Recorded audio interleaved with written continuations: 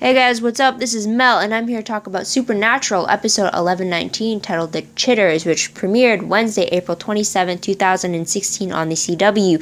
Guys, we are back from the hiatus, so let's quickly start the 10-minute clock, and let's begin. So something new that we learned in this episode. So basically, this episode takes place, timeline-wise, 1 week since Amara took Lucifer, and the brothers have no leads on where they could be.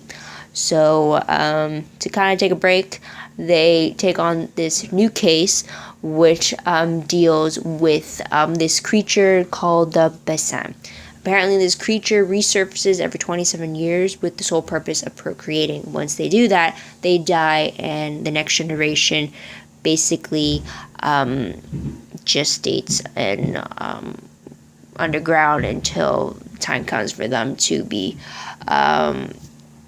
resurface and start the whole mating cycle again. Apparently, they make this chitter sound as their communication. They have glowing green eyes, and they can be killed through beheading and then burning them from the looks of it. So, Sam and Dean have no idea who these creatures are, so they get the information from a pair of hunters that happen to save Dean in the forest when he actually came headfirst against a Bessin host. These new hunters are Jesse and Caesar, a couple who have been usually hunting in Mexico or Texas, but the sole reason why they are back in Colorado for the case is because Jesse used to live in town, and he had actually lost his brother Matty 27 years ago to these Bessin creatures, and so he's back to finally take his revenge on the creatures that took his brother from him. So there's that. Initially, when I thought meeting other characters, I thought maybe Chrissy Chambers, since also this week the actress Madison McLaughlin appeared on Arrow in 419, so I thought, since it's the show that premiered before this episode, that maybe it was her, but we got to actually see some new faces when it came to Hunters. So there's that. So what was the most shocking moment of the episode? It definitely for me seems to be the fact that the Winchesters never heard of the Bessin creature lore. So it was great that it was through these new hunters that they were able to place a name to the weird glowing-eyed chittery creatures. Moving on to top 3 favorite moments of the episode. For some reason, this one favorite comes from the sneak peek clip that they had released, and that is when Sam and Dean are at the police station, and Dean had just questioned the first witness, and they're trying to figure out what this creature is, and the glowing green eyes, the shaking, the chitter sounds, and the junkless form of these creatures. And the teasing in the clip was what I found to be one of my favorites, because it was just so funny. Dean bringing up Sam's little experimental past when he was 18 with weed, and how Dean was teasing him about it while Sam was trying to defend his young curiosity.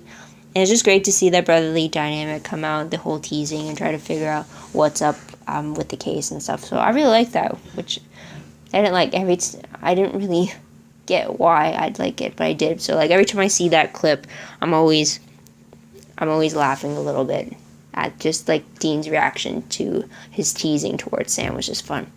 Another favorite moment for me has to be Jesse and Caesar. In regards to just seeing them complete their mission against the Bessin, and then hearing their plans for retirement and them actually following through with it. Because for them, Jesse had made the promise to Caesar, or Cesar, that if they had, once they destroyed the Bessin that had killed Jesse's brother, then they would retire from the hunting gig. So the fact that they're actually going to follow through with that is what I really liked about it. And hopefully Sam and Dean have made new friends with them. Even though they are retired, maybe they could still lend an ear and still keep their ears open in regards to some stuff. But it was just great meeting them, and having them actually turn out to be good hunters instead of double-crossing hunters like Gordon Walker or people who would turn on Sam and Dean, like that hostage victim Corbin from a few episodes ago who tried to kill Sam. So it's great to see them actually be the good guys too. So I was a little worried throughout the whole episode that maybe they had ulterior motives or that one of them was going to die, because sadly that's usually the case whenever they have team-ups with other hunters and stuff. So it's great to see everything turn out all right for them, for sure. So I really like that. I hope we see them again. Another favorite moment, irrelevant to the story, but I just like the fact that we got a Dark Angel reunion between Jensen and Candace McClure, who played Sheriff Tyson, and on Dark Angel he played Alec and she played Annie Fisher. So it's just great seeing the two of them on screen together, and for more than one scene as well.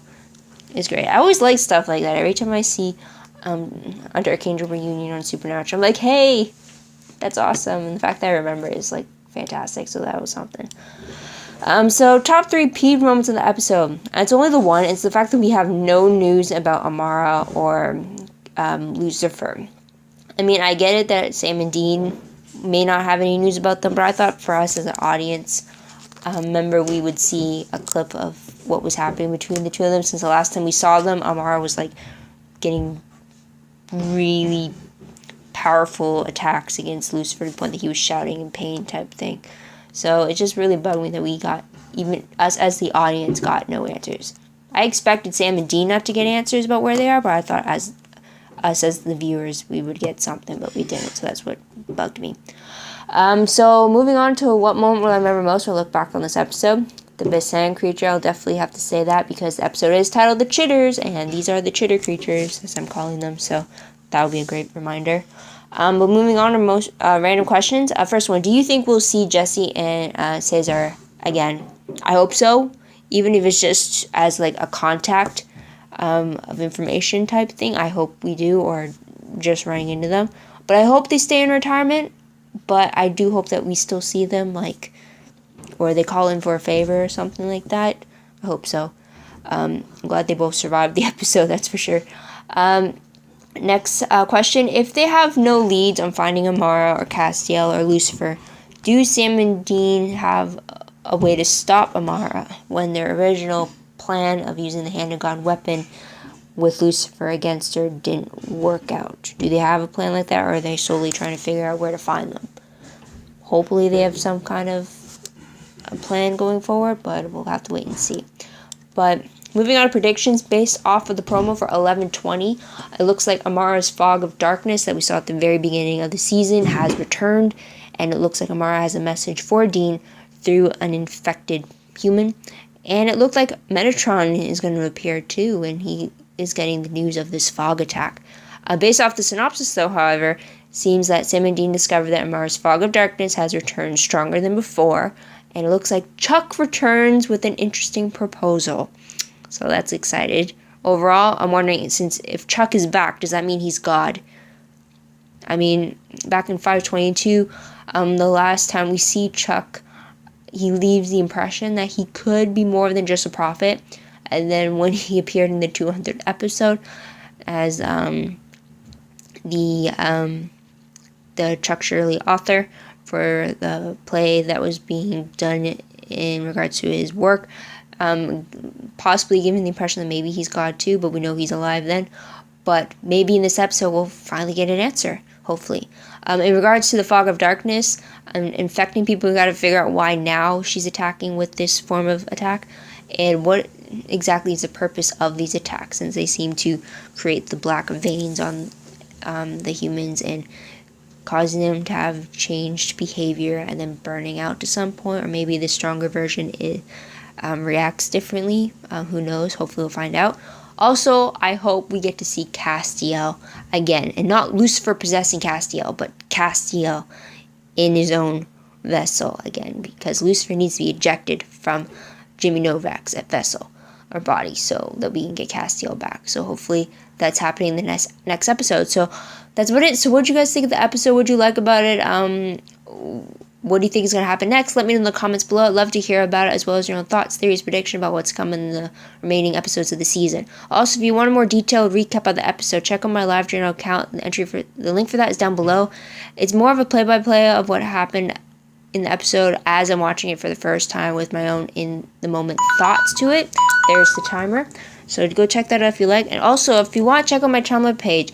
A link for that will be down below. You got two, one for this episode and one that leads you to a page that gives you all the Supernatural related tags. Usually reblog, promos, sneak peeks, web clips, quotes, GIFs, all of that. Some news as well. I usually reblog, even some fan art that I come across, which is truly fantastic in how talented some people are out there. I wish I had some of their talent. But I usually reblog it, so check it out there. If you like, follow me as well if you like what I reblog. I'm a little behind on that. I'm hoping to catch up shortly with it, but check it out if you like. And that's about it. So thank you guys for watching. I truly appreciate it. I hope you come back next week to see what I have to say about the next episode. But until then, this is Mel. Wishing you all a great day, great week, wherever you are. Bye for now.